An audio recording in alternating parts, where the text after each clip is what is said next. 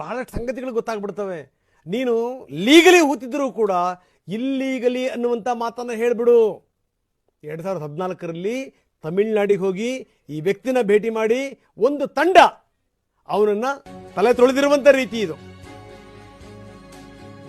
SIT ಇಂದ TV ನನಗೆ exclusive ವಿವರಗಳು ಲಭ್ಯವಾಗಿವೆ. SIT ಮೂಲಗಳಿಂದ ತುಂಬಾ ಸ್ಪಷ್ಟವಾದಂಥ ಸಂಗತಿಗಳನ್ನು ಹೇಳಿದೆ. 2023 ಡಿಸೆಂಬರ್ನಲ್ಲಿ ಒಂದು ಟೀಮ್ ಭೇಟಿಯಾಗುತ್ತೆ.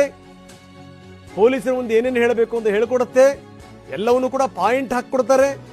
ಬುರುಡೆ ಕೊಡ್ತಾರೆ. ಬುರುಡೆ ಕೊಟ್ಟವರು ಕೂಡ ಅವರನ್ನೇನೆ.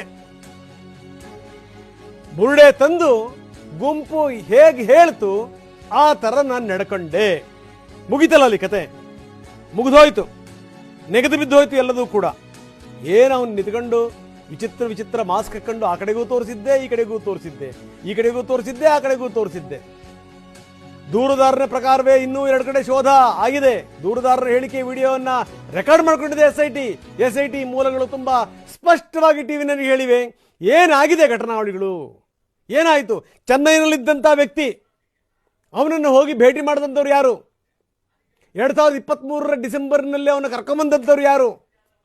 ಪೊಲೀಸರ ಎದುರುಗಡೆಗೆ ಏನೇನು ಹೇಳಬೇಕು ಅಂತ ಅವನಿಗೆ ಗಿಳಿಪಾಠ ಹೇಳಿಕೊಟ್ಟಂಥವ್ರು ಯಾರು?